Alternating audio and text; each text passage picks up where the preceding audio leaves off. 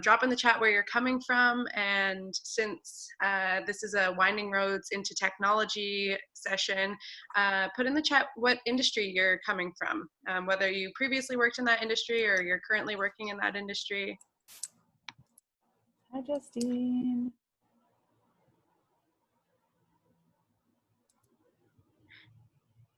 The marketing industry. Marketing, cool.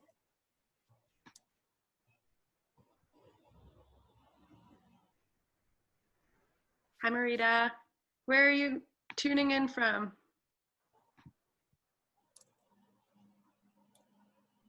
Advertising, media, Toronto. Yep. Right. Huge advertise. Started my career in advertising too, HR and advertising, but for an advertising company. That's awesome. Mm-hmm. Cool. Anyone else? Where are you joining from? Tommy, where are you coming from? I'm from Calgary, Alberta. Oh, cool. Okay. What industry are you in? I used to in oil and gas. Yeah. And currently looking to change a career to the data science. Cool. Very cool. And we got James from Vancouver from a telecommunications background. That's cool. Awesome. Ooh, language teacher from the Ukraine. Now moved to Niagara Falls. Want to switch careers. Cool. Nice. I did ESL for a while. I taught in China for one of my practicums, and then I was an ESL teacher here in Vancouver very briefly for just a quick contract before I fell into HR. Systems analyst in Hong Kong, just moved to Vancouver looking for jobs. Cool. Very cool. Awesome. I love getting to know the audience a little bit. So it's 5 minutes after 1. I see Craig just made a comment too. GTA, worked in office admin, lots of our East Coast peeps. Cool.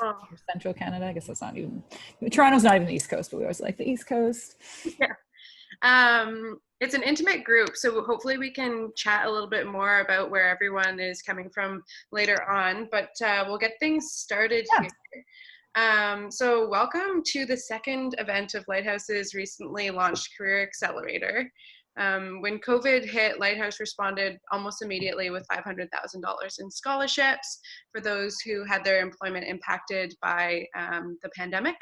And the intention of the scholarship program was to help people launch new careers and get back to some sense of normal, despite the financial stress that was impacting a lot of people.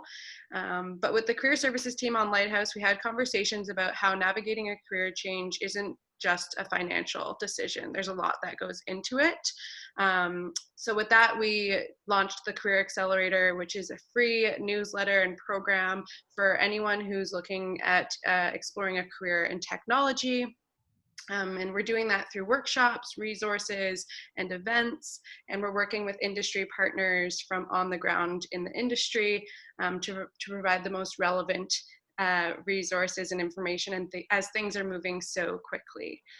So today we're excited to have Char with us here to kick things off with a discussion about winding roads into technology, because it's always interesting to hear where people come from when they end up in a career in tech. As one of the creators as the career services program at Lighthouse Labs and the current senior HR business partner at CTO.ai. Can't think of a better person to lead this discussion. So before we get started, just a few quick housekeeping things. Please mute yourself for now. But when it comes to questions at the end, like I said, it's a pretty intimate group. So if you want to turn your mic and your camera on to ask questions, you definitely can. But just keep in mind that we are recording this session. So if you are asking a question on camera, you will be included in the recording that will go out to the Career Accelerator community. And then secondly, if you have questions or comments that come up throughout the presentation, drop them in the chat. Justine is here to monitor the chat, and I'll be taking a look at it too, just to make sure that we get all those questions answered. So that's pretty much it from me. I'm gonna hand it over to you, Char, to introduce yourself and then dive into questions. Cool. Awesome. Hi, everyone. So as Caroline said, I'm Charlyne. I am currently the senior HR business partner at CTO.ai, which is a software company. We actually are helping automate the DevOps process. We build developer tools, so it's super cool. And very previous, I've only been at CTO.ai since mid-February. I was actually the director of career services at Lighthouse Labs, and I actually joined Lighthouse Labs 1 year in, and I will take credit and say I set up the career services department at Lighthouse Labs. So yeah, and kind of set up all the people, processes, and put all the things in place to help all of our students get jobs. And yeah, I was really excited to be part of that. And then yeah, jumping back into my roots as an HR professional, I handed career services over to an extremely great team that I also helped build. So I left with pretty high hopes of seeing continued success. And I'm really excited that they're having me back to chat with all of you, because I'm pretty passionate about this kind of stuff and I'm still super involved in Lighthouse Labs. So yeah. Awesome. Okay, let's dive into some questions. So the first one is, we hear a lot about transferable skills. Can you break down a little bit what that means and what transferable skills have helped you in your career? Yeah, so maybe I'll just kind of take a step back and tell you high level, my windy career path. If some of you've been to my LinkedIn, you can kind of put it together. So basically, I did a ton of different jobs from high school to university. I worked in restaurants. I worked a lot in like youth services. I thought I maybe wanted to be a counselor at one point. I was a horseback person. I delivered papers. I was a telemarketer. I did so many different jobs. And, you know, when you ask 17-year-old Char in grade 12 what you're passionate about so that, you know, do what you love and never work a day in your life, I wanted to be an actress / model and be famous. So I pursued a degree in theater. And essentially my backup plan, which became my plan if I didn't make it, which I didn't, was to become a teacher. So I actually have a degree in theater, Bachelor of Fine Arts, with a major in theater, minor in history. And then I went on to my education degree, my 1 year practicum or PDP, whatever they call it, in Australia. And I did that for a year, and I really discovered that I hated teaching. I hated everything about it. I hated the kids. I hated the prep work. I hated everything I thought I'd love. I hated about teaching. So I came back to Canada and was like, what the heck do I do with my life? And I picked up a teaching job in ESL, just to whatever. And I was like, hey, well, why don't I substitute teach and I'll go back to school and upgrade and whatever. So I kind of started going, what the heck does that even look like? What do I want to do? What is that job that I want to do? Which I think is really important if you're changing careers, because that's exactly where I started, was like, what is the job that I want? And then the industry comes after. So if you want to be a software dev, those two mesh pretty easy, but I didn't want to be a software dev. So I was like, okay. And I knew that I loved like training, and I worked in restaurants and I worked in their corporate training, and I liked working with adults. I actually wanted to work high school versus elementary school because I preferred older. So I was like, okay, maybe I want to work with adults. And I was like, okay, I'm going to be in corporate training. And then I started looking into, what does that mean? What kind of schooling gets you a job in corporate training? What does a job in corporate training look like? Well, I fell upon that, you know, a job in corporate training ultimately is like HR. So I was like, okay, cool. Now I have a job I want. And then I could easily find the schooling I needed. So I was like, okay. So my plan was, I was like, okay, I'll go and get a substitute teaching job, pay the bills. I was just back from traveling, and I'll go to BCIT. They have a 1 year program that if you have a previous degree, you can upgrade and you can become an HR professional. And that was the plan. So I started talking to people. I'm a big fan of like, throw it out there in the universe, talk about all the things. If nobody knows that you're doing things, they can't kind of help you along the way. And I was having dinner with a girlfriend and I told her my plan. And she like emailed me 2 days later and was like, hey, she was working in advertising. She's like, my advertising agency is looking for an HR person. Mostly you'll be hiring like promo reps, which I had done some of that too. And being in theater and stuff, she's like, I think you'd be a good fit. Like you fit culture-wise and stuff. So I was like, okay. So because it was an employee referral, which is huge, I got an interview. It was like a guaranteed interview. So I got to meet with the director of HR, who was in town from Montreal. That's where their head office was. And I sat down with her, and I still remember, this is 15 years ago. I still remember her saying, why should I hire you? So, and basically from there, I was able to like, I couldn't talk about my HR experience. I didn't have any HR experience. I didn't go to school for HR. I had nothing, but I had done some research on what the heck HR was. I knew what I'd be learning in the program I'd be attending. And I found out a guy I worked with at the restaurant I was working at was in HR. He was in the HR school and like was trying to get in the career himself. So he actually had a beer with me and just told me everything about HR. So I went into that interview really understanding the skills I was lacking, and I understood what I was bringing to the table. And that's what soft skills or transferable skills actually mean. And in that interview, I still vividly remember kind of getting on my soapbox. I was super prepped for my pitch and saying, listen, yeah, I haven't done these 5 things on your job posting because I haven't done HR before. But what I have done is I've been a teacher. And when you're a teacher, the skills you need, like I'm very like discreet. I've done youth services. So I've dealt with really challenging situations with like young people and like crisis stuff, which is, employee relations in HR when you got to fire people or deal with disciplinary stuff. Very similar type experience. I have interviewed before. I was a manager at the restaurant I worked at. I've done corporate training before. So I was able to list all these things I had done, although I wasn't able to talk about the things that the job was posting. And that's kind of what transferable skills are. And transferable skills are essentially the skills that you gain through all your jobs. So from that position, I worked in advertising and HR as a generalist. I learned all the areas of HR. And basically I got laid off in 2008, and I went on to work at an engineering firm. And I was hiring mechanical engineers, building engineers. So in that, I had to learn a whole new industry, a whole new lingo, a whole new way to hire people, whole new understanding of a industry. And then basically my next job, that job wasn't a good cultural fit, way too formal. My next job, I took a software company's mat leave position for their HR person. And I remember in that interview, they had recruiting was going to be a huge thing. And I was really good at recruiting. And so like, hey, you have recruiting experience, but you've never hired software devs before. So how are you going to be successful in hiring software devs? And again, transferable skills. So I was able to say to them, listen, yep, I haven't hired a software dev, but I hadn't hired anyone in it before I started my career. I had to learn how to hire all the positions in advertising. Then I had to learn to hire technical people, technical building engineers. And I was hiring senior and VP level people. So I was able to say, listen, yeah, I haven't hired them, but I have a proven ability to learn how to hire people and technical people. So yeah, I'll apply the skills I have in how to learn that, and I'll learn to hire software developers. And, I had a lot of other skills that were directly applicable. And that's what they kind of say direct skills. Obviously, I had done recruitment before, so I understood that worked. I'd done payroll, I'd done all the other things, but I hadn't done this huge part of the job. But I was able to capitalize on my transferable skills into that job.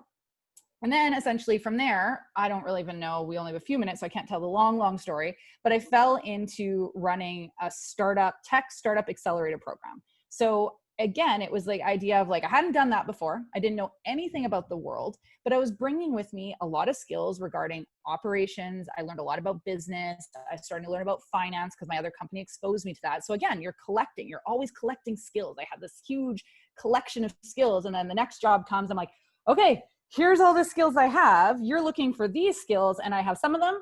I don't have others, but here's how I'm going to learn those skills. Here's how these skills are relevant to those skills. And I got that job. And then from there, I joined Lighthouse Labs. And again, I had never set up a career services department. I had never done career services, but I'd been on the other side. I had hired people. I knew how employers thought because I was an employer. I knew what employers looked for in regards to writing resumes. I was also a teacher. So I was able to teach people to write resumes. I was able to understand how to develop programming and putting different things in place. And then I had to learn a lot. And over 5 years, I learned a ton running that department. So again, it's like, again, you collect all these skills, you bring it and you apply it, and it just never really stops. And even I'm back in like a formal full-time HR position now, but now I still have to learn to apply those skills to different industry, different type of company, different way of working. So you're always dealing with transferable skills. So that's kind of, my story, as well as that idea of what the heck it means transferable skills. There's two other kind of buzzwords in HR. There's hard skills and there's soft skills. So hard skills are like, if you're a software dev, you need to know JavaScript, you need to know Ruby, you need to know whatever. If you're an accountant, you need to know certain things to be an accountant. Those are like the get the job done skills. And then soft skills are things like time management, customer service skills. And honestly, again, for career changers, those soft skills are so important because soft skills are not really teachable. And I actually believe HR, my personal belief, is that HR is not a teachable skill. It's really a combination of soft skills, and you can teach someone interview best practices and how to hold a successful interview. But if that person isn't a good listener, if that person isn't a good critical thinker, if that person isn't confident to probe on someone, if they haven't got that information and get curious and unpack answers, they're not going to be a good HR, a good recruiter.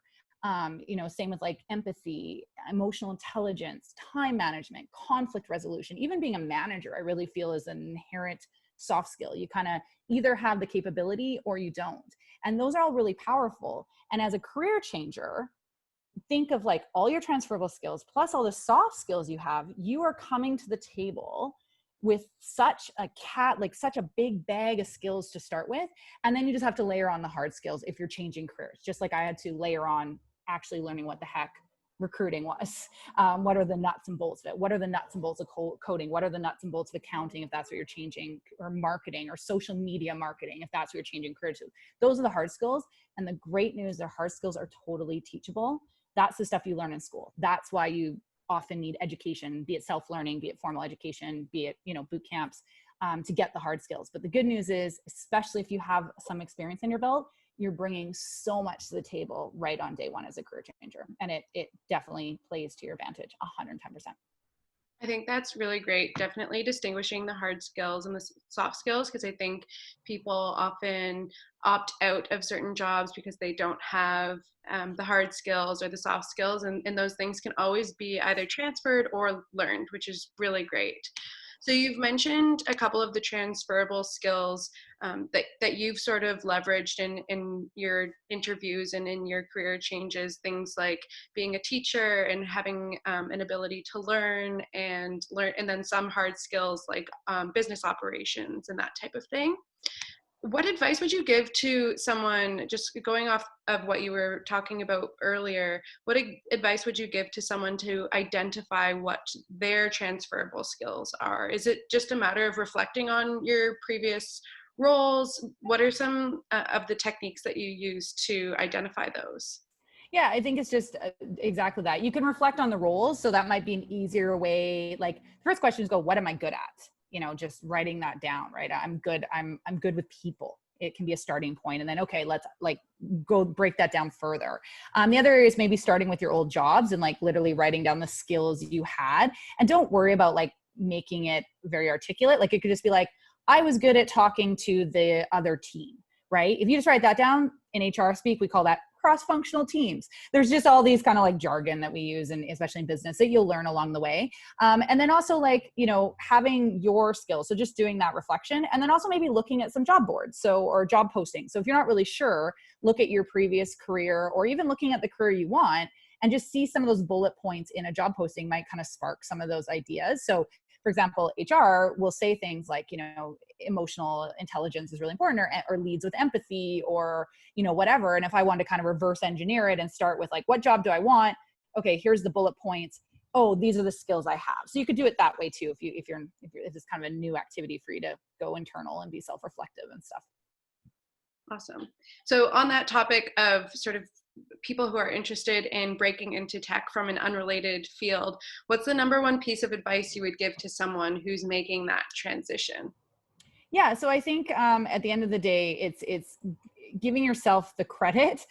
First, I feel like tech has this stereotype of being this huge hurdle. Like you can't work in tech unless you've been in tech your whole life, or you can't work in tech unless you have a comp sci degree.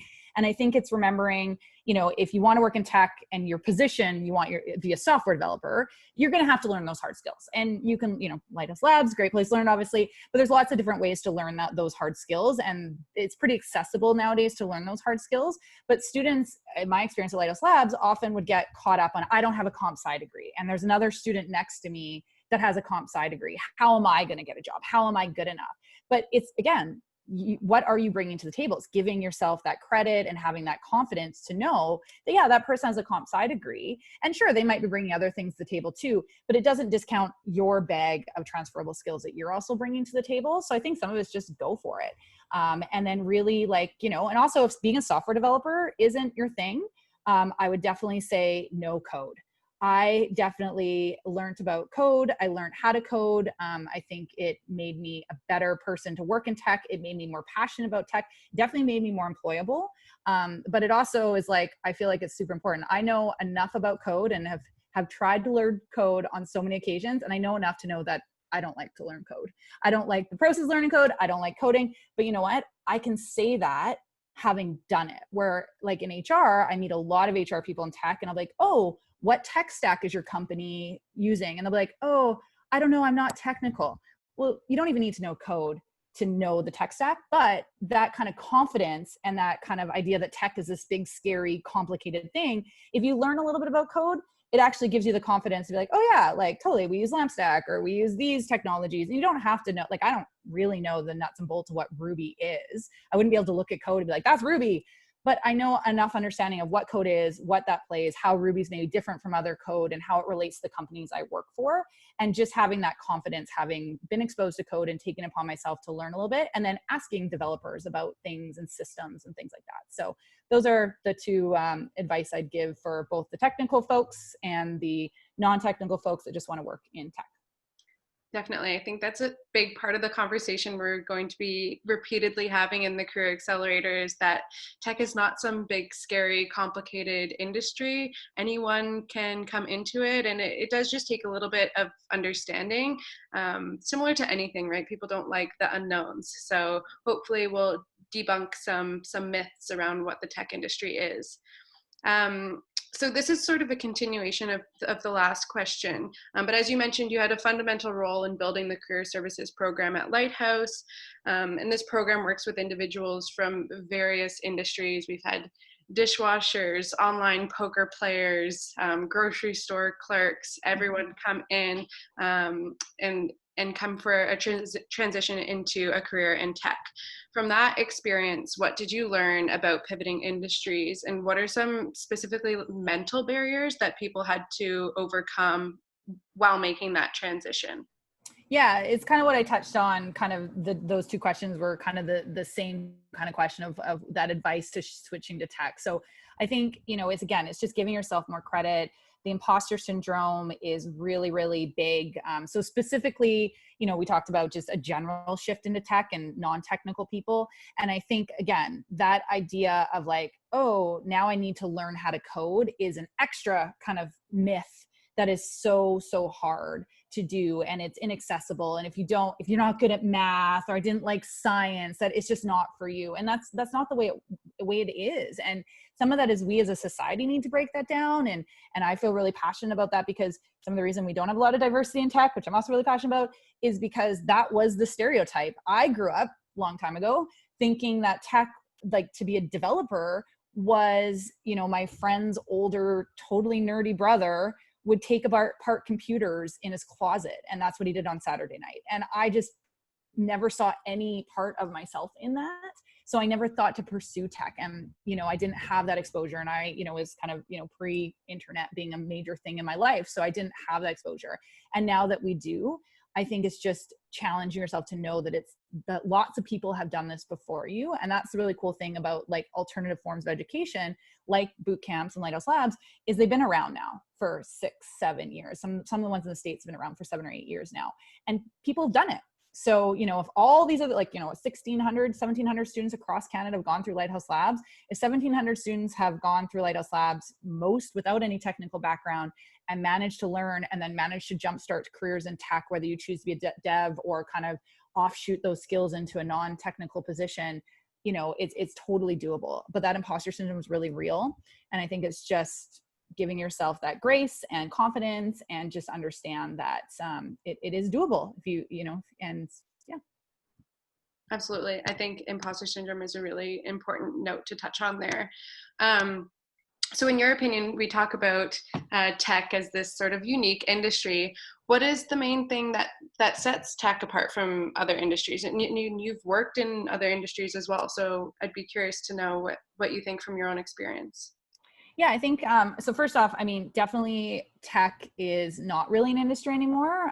We're kind of saying tech is every industry. So a really important note, if you're looking to go as a software developer, be mindful that, you might go work at a bank or an airline or a hospitality place or a grocery store or a fashion outlet. And all those places are not tech when we think of Facebook and Twitter, and that's our definition of tech, but they have huge tech teams. And so tech really is every industry now. So I think being open as a software developer that, that's a career path. And also talk about a place to capitalize on your previous experience. You've experienced being a server, you've experienced working in retail, you've experienced being a banker.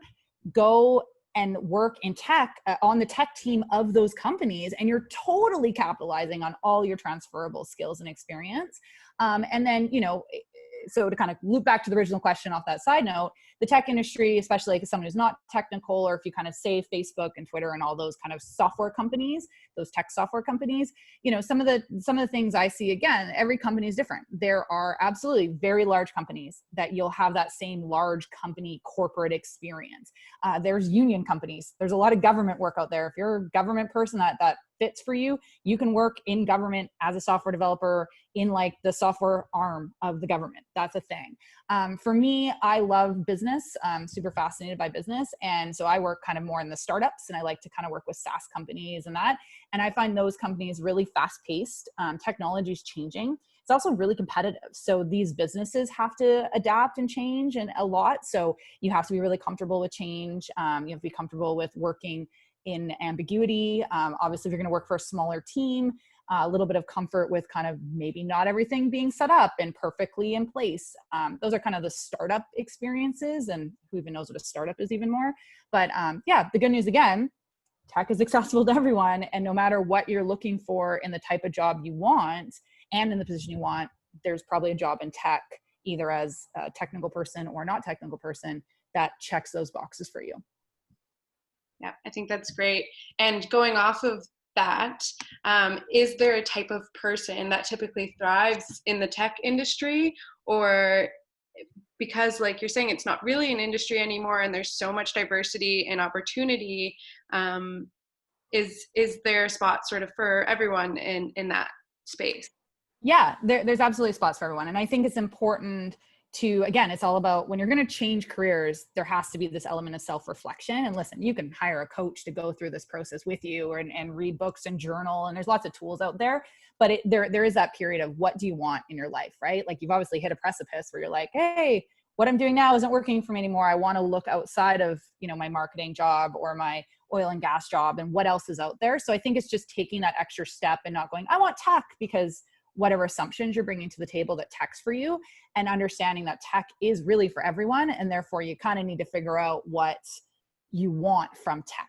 Is it that you just want to be a dev and then in which case I say get the experience of being a dev and then maybe apply industry or apply big company versus small company. So you got to get your foot in the door. You're really switching like positions and industry. But if you're kind of someone like myself, I'm in HR. If I were to leave my current job and look for another HR job, my kind of what I want is getting into those nuanced things of like, do I want to work for a big company? Do I want to try out the gaming industry? It's a kind of subsection of tech. Do I want to, you know, work in another school that does tech? Like, do I want to go work at like Vancouver Film School or somewhere similar to like Lighthouse Labs? Like that was kind of some of the questions I asked myself in making a career change. So I think, you know, again, bring it back that tech is for everyone. I know that's our fun little tagline, but it's so true and it's so genuine. And it's just about you figuring out as an individual, what does working in tech mean for you? What do you want? And again, you know, if you want an easy transition, where can you capitalize on your previous experience and education to maybe make that kind of shift a little bit easier? The same way I was able to, like, you know, HR and teaching aren't necessarily the farthest things apart from each other.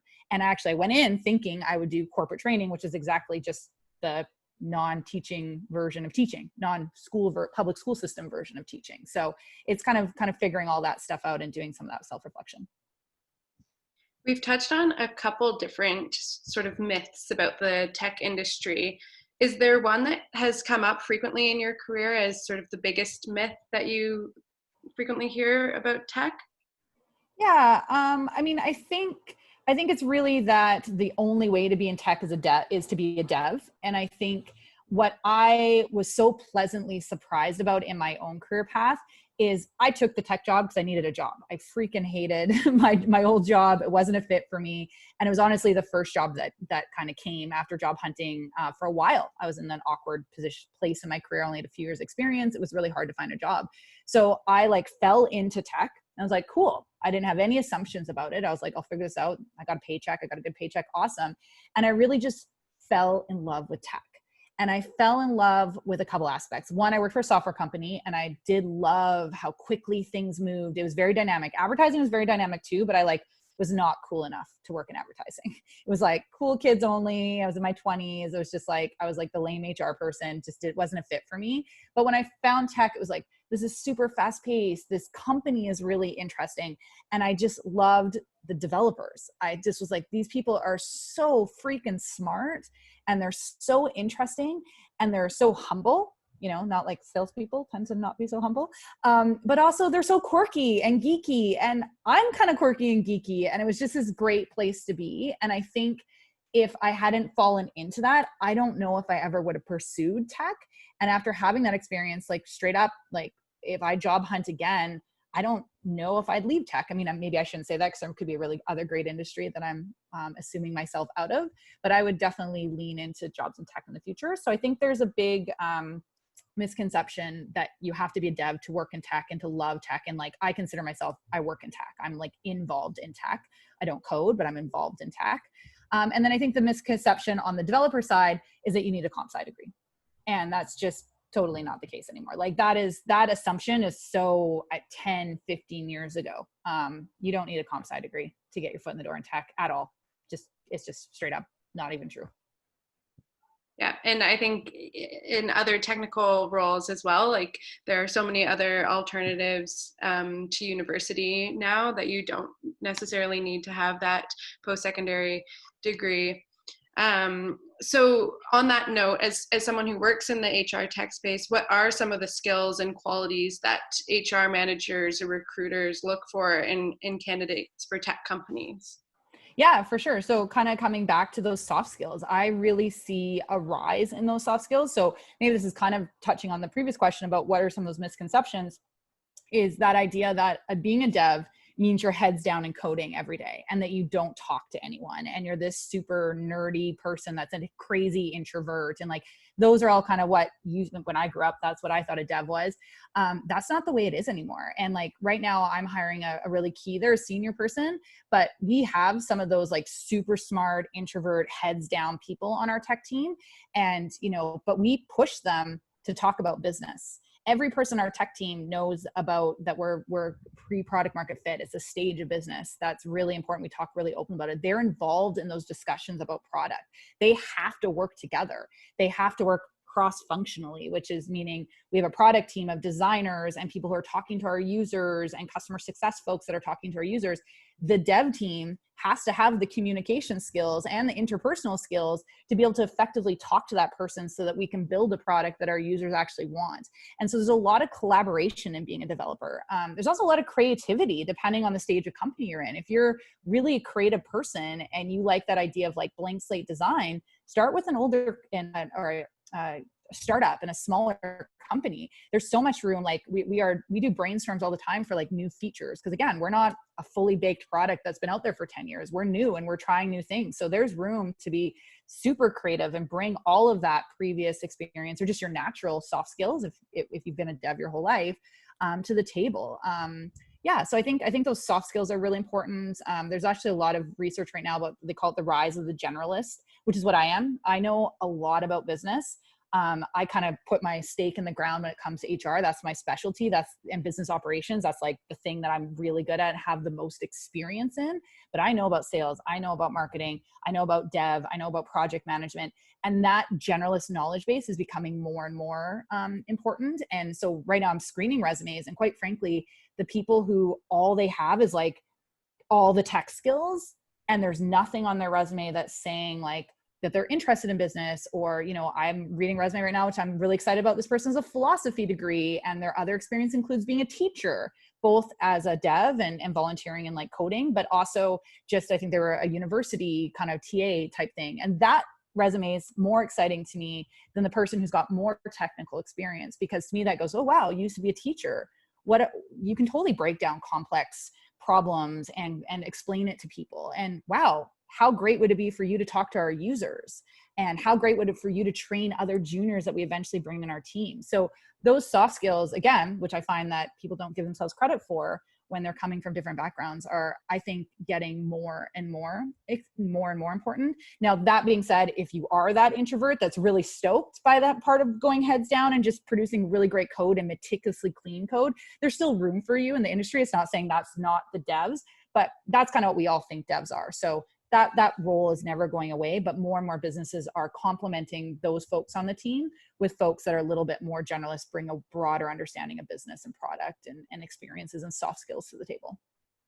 Yeah, hopefully, I'm just looking back at our earlier chat here. Hopefully, those who are coming from media and advertising, Yeah. telecommunications, language teacher, system analyst, office administration, hopefully you're hearing Char loud and clear and saying, like, don't discredit those skills. Yes.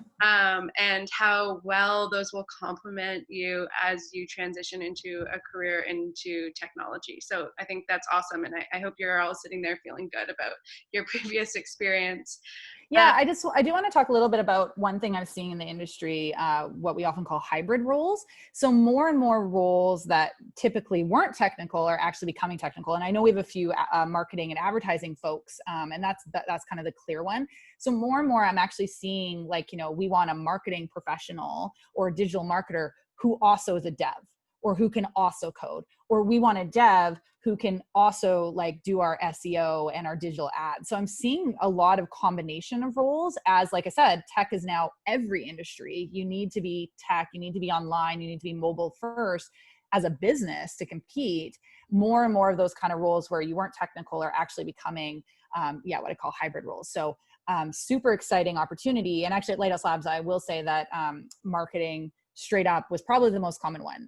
But we had a few other like commerce ones, like, those hybrid roles where I want someone who can code, but also can do X. I've seen sales is another big one. So if you have a sales background or you just kind of like sales and talking to people, again, being able to code and understand the product and be able to talk and sell to a technical person, which is actually what we'll end up hiring eventually as a sales engineer. We need someone who can code, but who also can sell. So if you have both experiences, like I'll definitely be contacting Lighthouse Labs and being like, hi, we actually need someone stronger sales skills than coding skills, but they need to have coding skills.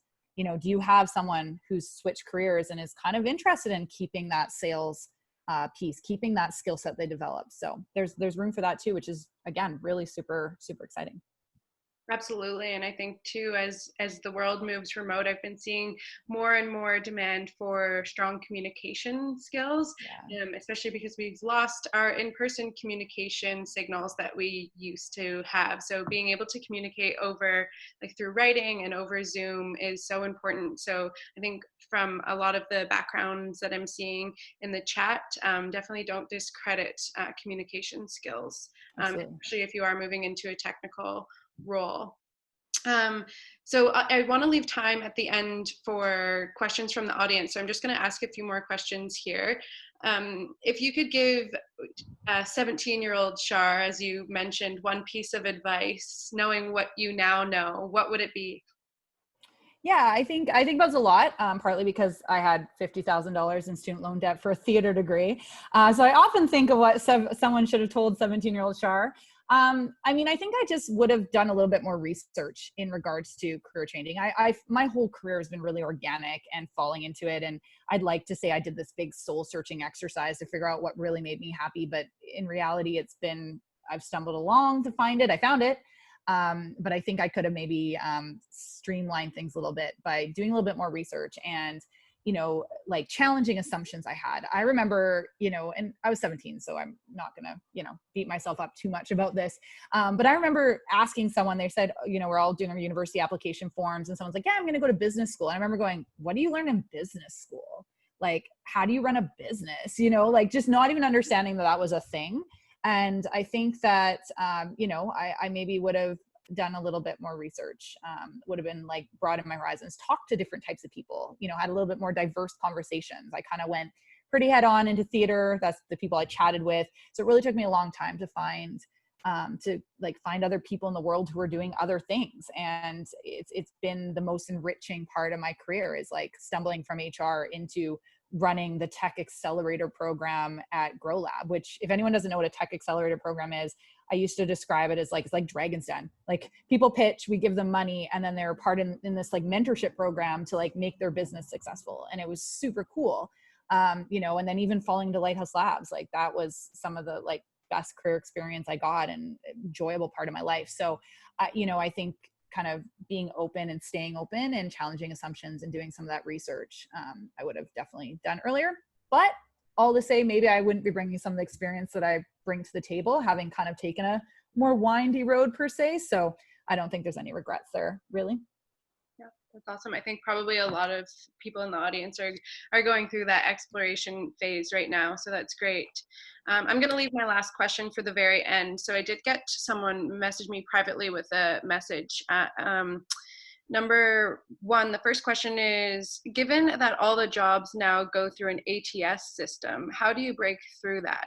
It seems that ATS systems only look at the hard skills, for example, 10 years of experience in tech or software. And if you don't have that on your resume, you won't get an interview where you can sell your transferable skills. Do you have any advice for that, navigating that? Yeah, for sure. So, I mean, obviously, first step, make sure you're playing the ATS game and you're adjusting your resume to use the same keywords. So ATS systems do use those soft skills. So like, most job postings say 10 years tech experience, but they also will say things like time management or collaborating with teams or experience working cross-functionally, experience managing. So make sure those are in your resume. Make sure basically your resume matches as closely to the job posting as possible to kind of get through the ATS systems. The other thing is not all ATS systems, not all companies have their ATS systems set up to be so black and white. We have an ATS system, but I don't use those filters. They push those candidates that match at the top, but I still have access to all the other candidates. So especially if I'm looking for a senior person, I'm probably reading through most applications. So just make sure you're, playing that game. And then in regards to kind of selling that story, I think it's like old fashioned hustle. So it's doing a little bit of research, getting that story down, like what is your story. You can often tell it in a cover letter, and people will read cover letters. I also really like resume formats that have, and this is what we teach at Lighthouse Labs too, resume formats that have a little blurb at the top where you can kind of tell some of that story right on your resume, which makes it good. And then do some research. So go onto LinkedIn. If you really are excited about a company, go and make some connections on LinkedIn. HR people, that's their whole job, is to find people. So if someone messaged me on HR and they're like, hey, I saw this posting, I don't quite have the year's experience, but here's my story. And you tell it in a concise way. Don't make me read a novel. I might jump on a phone call with you. And, listen, at the end of the day, the hard skills matter. Like if I need 10 years experience and you have 4, that's a hard one to bridge. We just might not be there yet, but you reaching out to me might, I'll remember you, I'll appreciate it. And maybe when I have a more junior position open for your good fit. But if you only have like 6 years experience, I'm looking for 10. That's a smaller gap to close. So that story, that reach out, that extra hustle is huge. Also reach out to employees. Like, we have an employee referral bonus. So any dev on my team, anyone on my team who sends me a link or resume, they get their resume looked at by my human eyeballs. And then also most likely, unless they're totally not a fit, they'll get a phone call. So again, there's kind of ways to, don't just take your job hunt into your own hands. Don't be at the mercy of these computers that are reading it. Find the person, find that human connection. We are humans at the end of the day. And ATS systems are really only there to kind of help HR people not read through 300 resumes. But, when you're junior, you got to really hustle, because unfortunately that's when there's 300 resumes. I don't have 300 resumes right now of a senior DevOps engineer who also has startup experience. There's I'm reading everything that comes, and I'm reaching out to people on LinkedIn to be like, hey, are you happy at your job? Maybe you want to come work for me. So it gets easier as you get more senior, and as a junior, that hustle is appreciated. I think that's really great. And that leads into the next question that we received. I know that networking is a better way of getting a job versus applying online. But if you're trying to transition from a different industry, how do you tackle that if you don't have a network in that area? Yeah. So, I mean, networking, that's kind of the point of networking, is it's about developing a network. Because even if you have a network in an area, very few networking is exclusive. Like maybe if you're part of an association, but everything else in networking is usually pretty open, because the idea is to find as many people in that industry and invite them into that networking event or networking channel or whatever that looks like. So I would say you just, again, got to do a little bit of work. to find those networks. So, go and do the research. What are the Slack channels that are out there right now? Every industry has a Slack channel right now. There's multiple ones. I'm in several women in tech groups. I'm on a Facebook group. I'm on a couple different LinkedIn groups. I'm in like 3 different Slack channels regarding women in tech. And that's not exclusive. You don't already need to be in tech to be in those groups. So they're quite open. So I think it's just doing a little bit of research. Meetup is really popular here in Canada. I don't know how that's translated into online, but I'm starting to see more and more. There's lots of virtual conferences. A lot of these virtual conferences are free that you can kind of attend for free. So again, it's like, go to that conference and then talk to people. And it's also okay to say, hey, I'm new to tech, or I'm excited about learning about tech, and ask questions. My tech ladies group, which is on Facebook, I'd say half the people on there are kind of saying, hey, I'm thinking of switching into tech, and here's my background, or they ask about advice about boot camp education because they want to be devs. So, these people aren't coming in as seasoned tech professionals. And the great news is then they're talking to people like myself who are tech professionals and work in tech, and they're getting that advice, and they're developing those networks, and they're kind of springboarding from there into other connections and so on and so forth. I think that's great. And I just threw in the chat that we're actually having a LinkedIn workshop with someone who works at LinkedIn. Yeah, Jake, he's great. He's super. Yeah. If you can go, totally go. Jake is like super interesting speaker, and I'd be really excited. I might actually go. Yeah, he will definitely have a few tricks up his sleeve on how to build a network and make connections and that type of thing. So if networking is something that you're interested in, I definitely recommend attending. And then we have another question here that I think is a common one, and one that you've likely heard a lot from alumni from Lighthouse. A lot of entry-level roles that I've come across for tech startups ask for 1 to 2 years of experience in the tech and startup environment. What do you do if you don't have that, even if your other skills match the job description, but in a different field? Yeah, for sure. So obviously, if they're asking for 1 to 2 years of coding experience and you don't know how to code at all, again, you got to hit the hard skills to get the job. But if you say are a new Lighthouse Labs grad, or you've done a bunch of self-learning and want to apply, I'd say 1 to 2 years experience. That's their wish list too. Like, job postings are a wish list. That's what I hope I get. And if I don't get those things, I'm going to start kind of looking for other things. So definitely, even the hard skills, make sure you apply. If it's a non-tech role and it's just like you want to be an accountant or HR person or marketing person, they're asking for startup experience.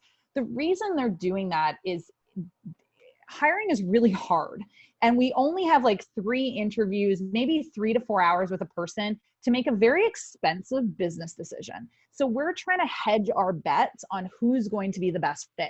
So as I was kind of explaining, that startup environment and that startup world is a very specific world. It's not the same as working in a large bank or a union environment. It's like completely opposite. So sometimes people fall into startups and they don't really understand the chaotic nature and those skills that you have to be successful. So they think they're good. But if you're someone who worked in a startup and then chose to go work in another startup, you probably have a good idea of what you're signing up for, and you probably liked it, or else you'd be running for the hills and taking the government job. And therefore, for me, as an HR person, you're more likely to be a sure thing if you check all the other boxes, because at least you understand what you're signing up for. So that's why they're asking it. So again, I think it's just finding your story. So the question is, sure, you haven't worked in a startup yet, but again, in your cover letter, on that blurb on your resume, when you reach out to someone from that company on LinkedIn, tell them why you want to work in a startup. Tell them that you understand what it's like to work in a startup. Was your other job at the government or at the big company or wherever also super hectic? Were you in a degree program that was really hectic and you kind of learned some of those skills? What, again, are the skills you have that actually match the skills they do? And tell that story through those channels. And that's all you can do. And at the end of the day, like, if you take that effort to tell it, that's putting your best foot forward. I mean, listen, it's always easier to get a job if you have direct skills. It just is, especially when you're junior. But it doesn't mean you can't get a job with having those transferable skills. You just have to hit those people over the head. Recruiters, we're busy, we're lazy. I scan resumes. I'm looking for keywords. So maybe some of these resumes that they just chose to focus on their technical skills have some of the other skills I want, but I don't know, they didn't put on their resume, and I have resumes to go through plus 10 other things I have to get done today. So It's, again, hit people over the head, make it obvious that you understand my industry, make it obvious that you're a good fit for this job. Get on your soapbox, sell me, give me the pitch. Why should I hire you? And give me all the things I'm looking for. And what I'm looking for is in that job posting. I think that's really great. And I think it's important to, in a world with Indeeds where you can apply to a bunch of different jobs with the click of a button. Yeah. I think everything that you're saying is Don't important, do that. where it's like it takes self-reflection to go, okay, what did I learn in this previous role, and how can I write that as a narrative into how that will translate well into another role. So it does definitely take more heavy lifting than hitting apply all. But I think what I'm hearing saying is that it's definitely possible. Totally. And I think the big misconception is that job hunting's easy. Like, we hear that, oh, you know, there's a talent shortage, therefore I must have so much trouble finding a talent. I have no, like, you know, you don't need to work for it. And that's just not true. And then the problem is, if you're junior, everyone's first job is the hardest job to find. And then if you're career changing, it's also just really hard. So I think it's just accepting, just like I accept when I have to try to hire a senior person in this job market, it's going to be work, effort, and persistence. If you're a job hunter, you're changing careers, you're kind of trying to get your foot in the door, it's work, effort, and persistence. So it's definitely that acknowledgement.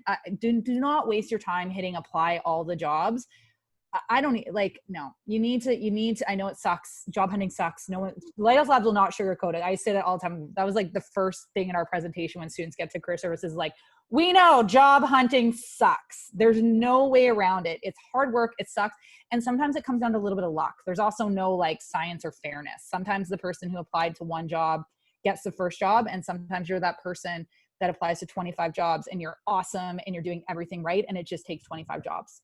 And I've been that candidate all through my career. I've like had a hard time finding a job, and I get it. It sucks crying at sleep at night. I get it. It can be a thing, but I've also, you know, been lucky and gotten it by, you know, hey, Lighthouse, love what you're doing.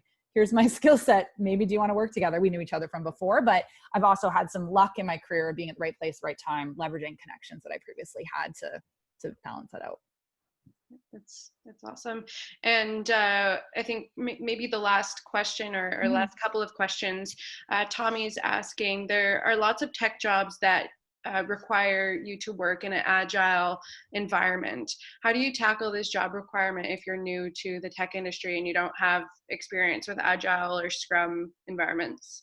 Yeah, for sure. So I feel like I almost want to like, what do you guys think out of everything I've said? So the bottom line again is it's what skills do you have? And then can you get those skills? So the good news is you can take an agile course. You can become a Scrum Master online with no experience. So you're, you know, like, one, understand what that means. And do you have previous experience that maybe makes it really easy for you to learn it? And then just go learn it.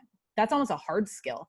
The actual understanding agile. And if I was looking for that, it's also generally not a super deal breaker. Like, agile and Scrum, all it means is working in parallel and working collaboratively.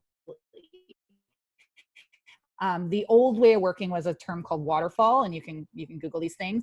So waterfall was like the old way of working, where it's like everything kind of had to go in a certain way, and agile is a lot more, you work in parallel, it's collaborative, you know, various stakeholders are like involved in like the process. So I think learn about it, much like I had to learn what HR was to apply for that HR job and get that interview. So learn about what that means. Take some courses online. Why not? A lot of them are free right now. There's so much free learning out there right now because of COVID. And then, you know, just get educated about it so that you can speak to how your skills. And then even if you have no skills that are like agile, speak to your understanding of agile in your cover letter or in the interview process.